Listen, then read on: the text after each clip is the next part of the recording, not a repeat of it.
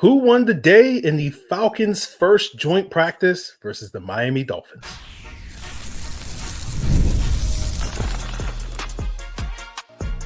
You are Locked On Falcons, your daily Atlanta Falcons podcast.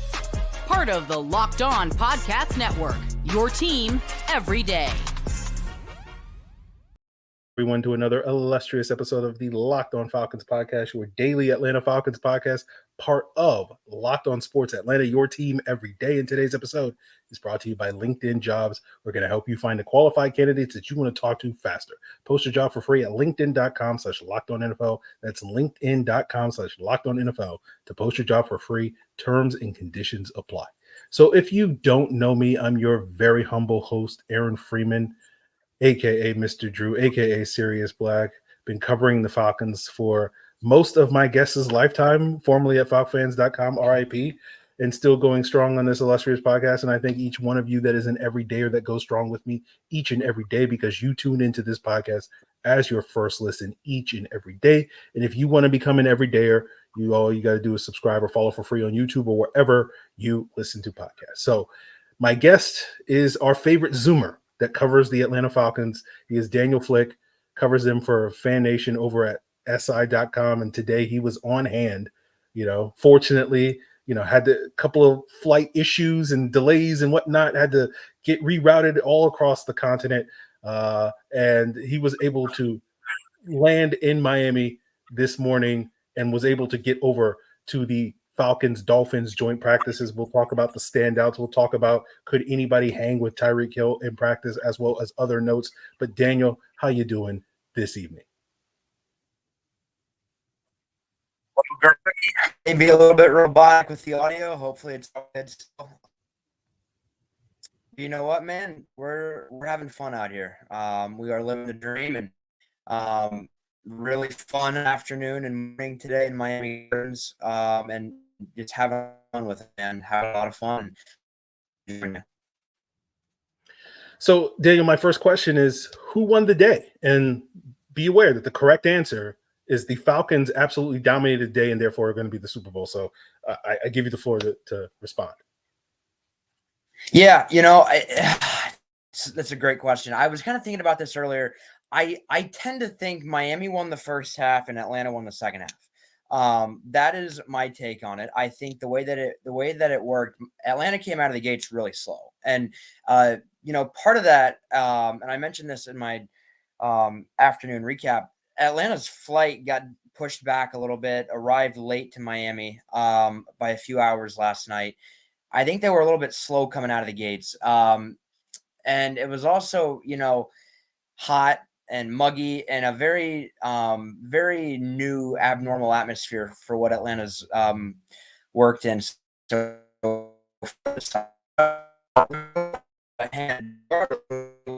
sharper, a lot better, a lot more intense, a lot more physical early on. I think Atlanta acclimated well.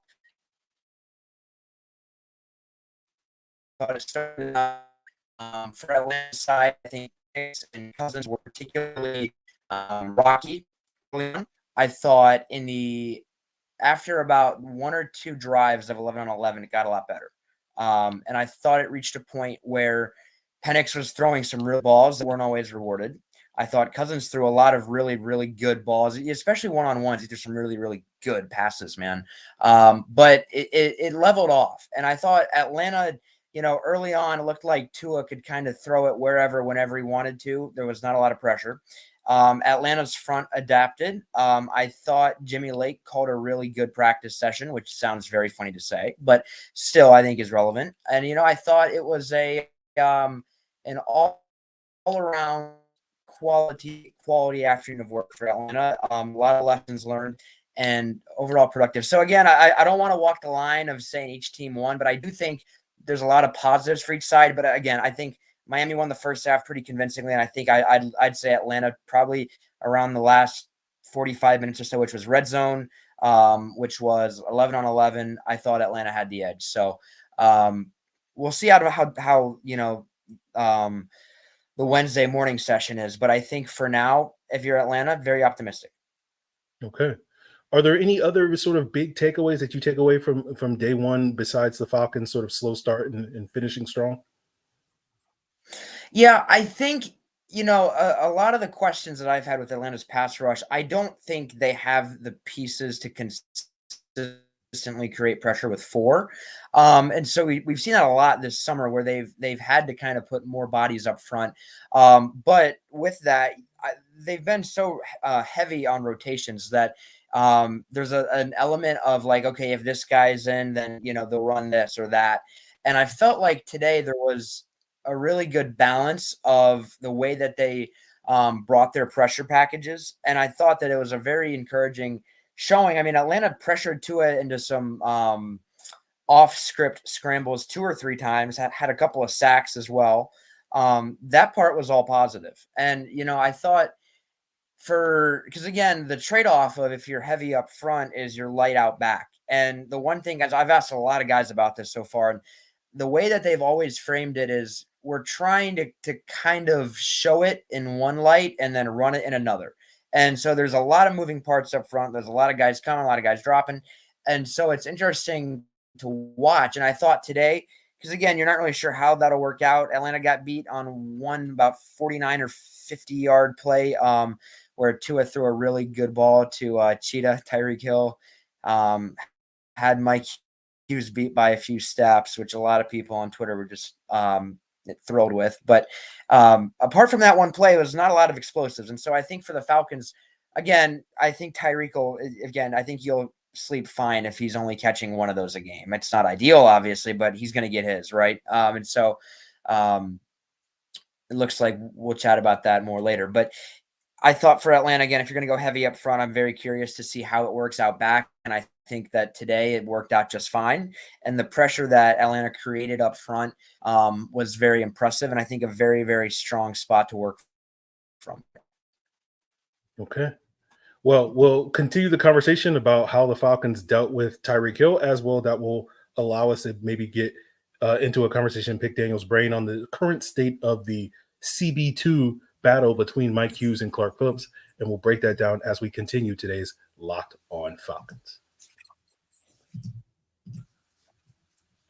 Guys, it is summertime, which means baseball is king. And if you want to get back into the stadium to check out the Braves as they go down this stretch run, Game Time is going to help you out. They have lots of exclusive in-app deals in their app ahead of the game. Those are the flash deals. They have all-in prices. You don't have to worry about hidden fees at checkout. And of course, you can pick your seat view before you buy, so you can pick out that perfect spot to catch a fly ball. Whether you're into baseball, other sports, comedy, music, theater, whatever event is near you, Game Time is going to take the guesswork out of buying tickets. Download the Game Time app, create an account, and use code LOCKEDONNFL, and you'll get $20 off your first purchase. Terms apply. Again, create an account and redeem code LOCKEDONNFL. That's LOCKEDONNFL for $20 off. Download Game Time today. Last minute tickets, lowest price guaranteed. So here with Daniel Flick of Fan Nation over at SI.com, and we're talking about the Falcons joint practice on day one against the Miami Dolphins. And let's talk a little bit about Tyreek Hill. And if you want to see where Tyreek Hill is going to go in your upcoming fantasy drafts, why not check out Locked On Fantasy Football? Maybe today's conversation will embolden you to take maybe Tyreek Hill a couple of spots higher or maybe a couple of spots lower, depending on how Daniel, gives the assessment of the Falcons corners going up against him. But check out Locked On Fantasy Football, part of Locked On Podcast Network, your team every day. So, I talked about this yesterday on the preview of this joint practices. Kind of the marquee matchup for the Falcons was going to be how their DBs fare against Tyreek Hill. Right, the player that the NFL players selected as the best player in football today, based off of the top 100. There was no Jalen Waddle today. He did not practice due to, I imagine, some injury issues that he's been dealing with off and on this summer. So it was all about Tyreek Hill. So you mentioned before that Tyreek Hill got Mike Hughes on that one play. I've seen some other reps where Tyreek Hill was able to beat a couple of other DBs. Was anybody able to hold their own against Tyreek Hill in this practice? No, it is kind of an interesting situation too, because a lot of hype I feel like was made about Hill and his potential matchup with Atlanta's number one corner AJ Terrell, and they had one matchup in one-on-ones, and then that was it. So I don't feel like we got a real representative sample. So that part was kind of sad on our end, but Hill had a lot of catches. He played at a very high level today. He played like a guy who would be voted number one overall by his peers. That's probably the way that I would frame it. And so, it wasn't just the play that he hit on Hughes. There was a lot more. He had a couple of really quick hit, kind of those about 10 to 20-yard concepts, really at all levels and at all parts. It was a very impressive showing. I think of all 180 players who were on the field today, he was probably the guy that I was like, okay, like, wow, like that guy is really good at football. And it was very impressive to watch. But I thought, his one rep with Terrell, I thought AJ played it pretty well. Again, it was like the very first rep of one-on-one. So it was good. It was a high level matchup. But I thought Mike Hughes, as the afternoon went on, he actually played pretty well. Had a pick later on. That was not on Tyreek, though. It was against, I think, River Craycraft. He also was among Miami's weapons. I think that he was probably their number 2 today. So, but yeah, I thought Clark Phillips had a really good afternoon and morning. And it's strange because from my perspective, I think Clark Phillips has had a stronger summer than what Hughes has had. But the staff is really fond of Hughes. The staff really likes his upside outside. He played inside a lot last year. He feels a lot more comfortable outside. And I think the staff is really optimistic about what he'll provide there. Brings a veteran presence that Clark is lacking. And so I think to answer the overall question, I thought Hill was about unguardable today, which is what he is. I would have been curious to have seen how it would have worked out matchup wise if Waddle was healthy. So then you have to see AJ Terrell on one of them. But the same time, again, I want to say Terrell and Hill had one matchup earlier in 11-on-11 where one of the other Atlanta media guys asked me like, what happened to AJ? And I didn't see it. I thought it was like hurt or something. And he was like, no, he just was like way away from the play on Tyreek and he was wide open apparently. But he was very, very good today. Hill was. And I'm not sure there was much Atlanta could have thrown at him. I think he's a guy that if this is a real game, you're probably seeing a lot of safety help.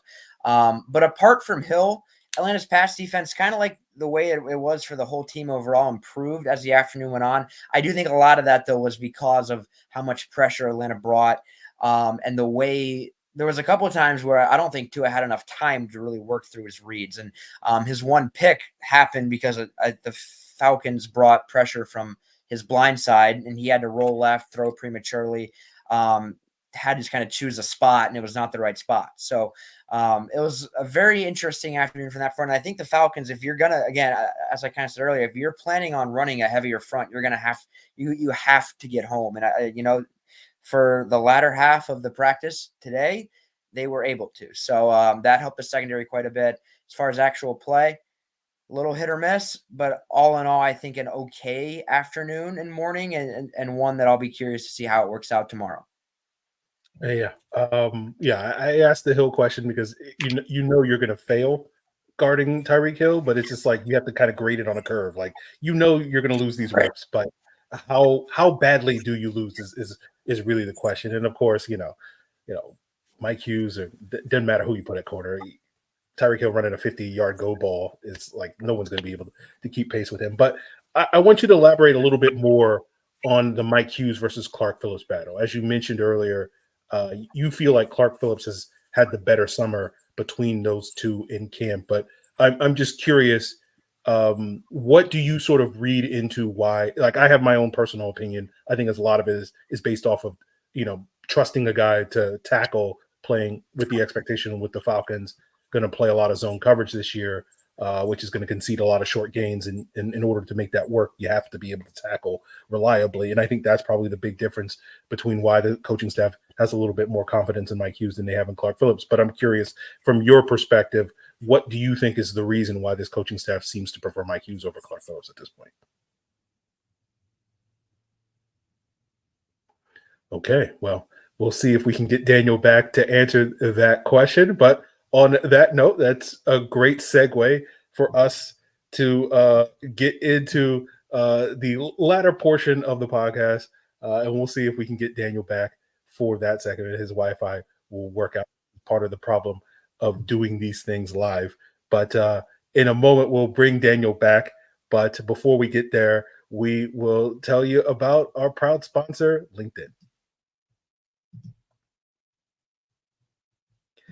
Now, guys, in the NFL, you're looking for quality professionals that fit your team. That's basically what training camp is all about.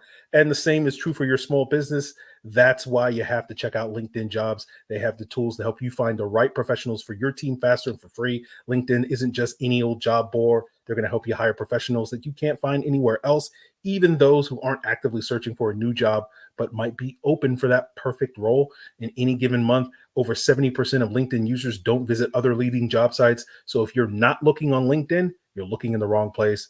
On LinkedIn, 86% of small businesses get a qualified candidate within 24 hours. Hire professionals like a professional on LinkedIn. Post your job for free at linkedin.com/lockedonnfl. That's linkedin.com/lockedonnfl to post your job for free. Terms and conditions apply. So we have Daniel Flick back. Oh,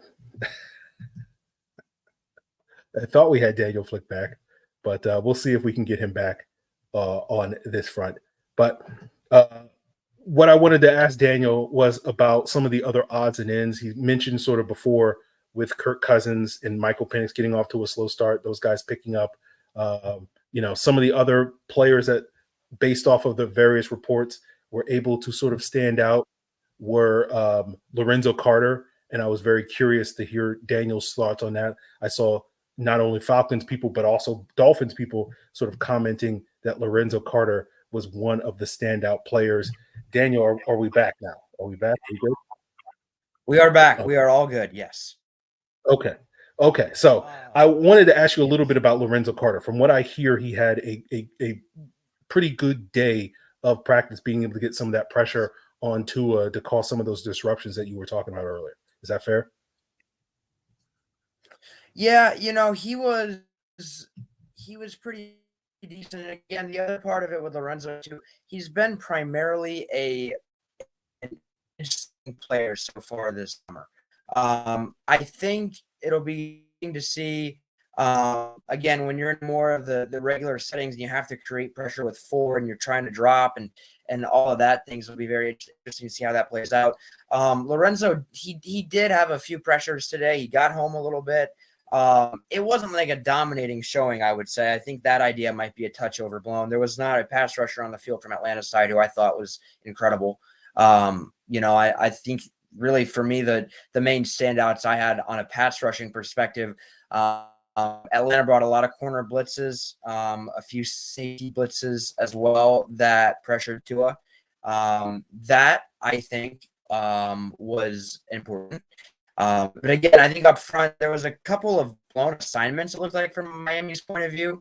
On the line perspective, James had a pretty solid afternoon. Was pretty solid, all things told. All in the football, but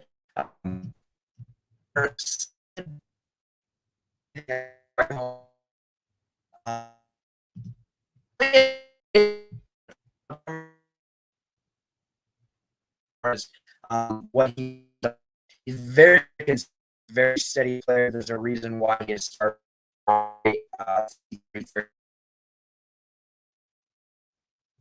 Okay. All right. This is why we don't do live shows, guys. But we'll see if we can clean this up in post. But we'll see if we can get Daniel back here. I still want to ask him about Mike Hughes and Clark Phillips, but we'll get his assessment on that sort of battle moving forward. But while we figure out those technical difficulties with Daniel Flick here, blame the Wi-Fi in South Florida. There is, I guess, technically a hurricane going on in parts of the South. So we'll blame that on Mother Nature. But, one of the things that's been interesting as of lately with the Falcons is, the running back depth chart, where Carlos Washington seems to be ahead of Chase McClellan as the sort of front runner for that third running back spot. He got, some of those starting reps the other day when Bijan Robinson was sidelined for practice. He got those first team reps alongside Tyler Algier. And then today, with Bijan Robinson back in practice, Carlos Washington was able to get some of those, second string reps over a guy like Jace McClellan or Avery Williams. And so that to me is going to be an interesting battle. If we can get Daniel back, well, I'll pick his brain on sort of, is a guy like Jace McClellan on the, potentially on the roster bubble, in the sense of maybe he'll, rather than being a player that makes the roster, will he be more of a practice squad guy? I also want to pick Daniel's brain on the number 3 wide receiver battle, where once again, Ray-Ray McCloud continues to get all of these starting reps. And I'm just curious if Daniels has thoughts on whether or not someone like Rondell Moore can potentially claw his way back and make that a real competition by the end of the summer, and what he would have to do at that point in time. So we'll see if we can get Daniel back to answer some of those questions. But in the meantime, this is a perfect opportunity for those of you watching live in the chat to provide your content as I sit here and do my best to vamp here on this live episode of our question from Cellular Lopez says, I want to know, how did Kirk Cousins do today, or is it just smoke and mirrors? As Daniel indicated, it sounds like Kirk Cousins got off to a rocky start, but was efficient and effective. I think one of the things I noted from several observers in today's practice was that the Falcons weren't really pushing the ball down the field. And I think that's going to be reflected in their offense this season. We talked about that throughout the offseason, where Kirk Cousins is a very efficient deep ball passer when he does throw the ball down the field, but he's not a guy that throws the ball a ton down the field. And I don't think that's something that you can expect this year, that he's going to be slinging it all around the yard. That's one of those areas that we've talked briefly about, where I think Michael Penix, the day that he ascends the starting spot, that's one of those elements of the offense that you're hoping will be an upgrade, that he'll also have the same level of efficiency, but much more willingness to push the ball down the field. And assuming the Falcons have the playmakers that will allow him to do that on the outside. And, not to say that they lack those guys, but I do think they could use more of those guys currently on the roster, in addition to Drake London and Darnell Mooney and others. That's something that you could see take that Falcons offense to the next level 2, 3, 4 years down the road, whenever that transition period for Michael Penix is. But I think in the meantime, you're going to have a lot more sort of dink and dunk, a lot more short intermediate ways that the Falcons offense is going to attack defenses. And that's puts a little bit more emphasis on the play calling from Zach Robinson.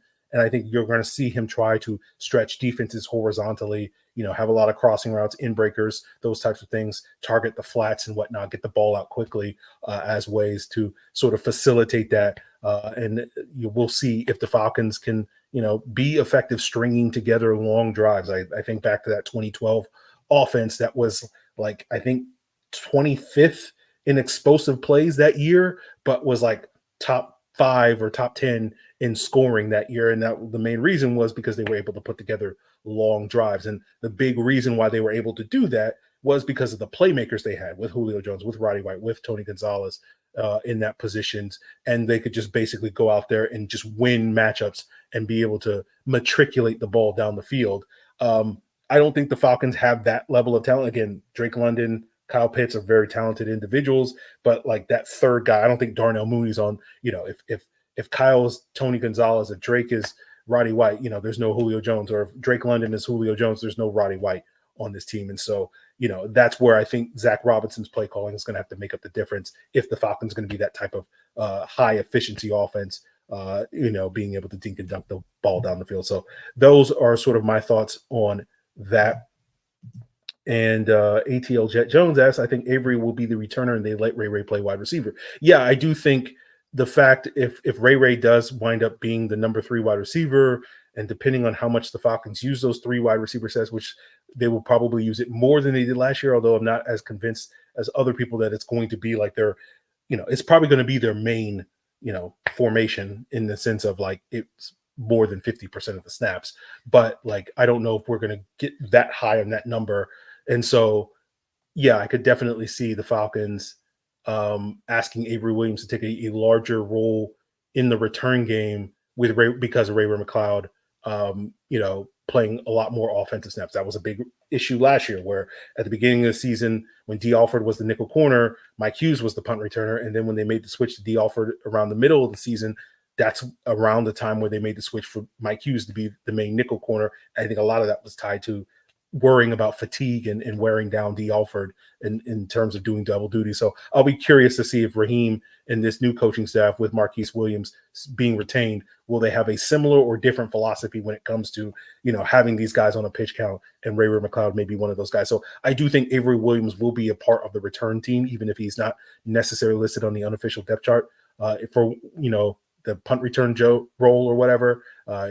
Avery Williams historically is a better punt returner. Ray is historically a better kickoff returner. And so to me, it makes a lot of sense for those guys to have those specific roles moving forward. But we'll see on that front. But since we haven't been able to get Daniel back, we'll just have to figure out. Sorry, guys, we'll make this up. I was hoping to pick Daniel's brain on a little bit more of today's action, given his firsthand account. But since, I've been vamping for the last couple of minutes and haven't been able to get him back, due to the technical difficulties that come from, staying, at an Airbnb and not being able to trust in the Wi-Fi. He was using his mobile hotspot for this episode, but unfortunately, it doesn't seem like it's working at this point in time. So on that note, we will end today's, of Falcons joint practices. I guess the main takeaways for those of you that were here is the Falcons started slow, finished strong, and probably, wound up with a tie.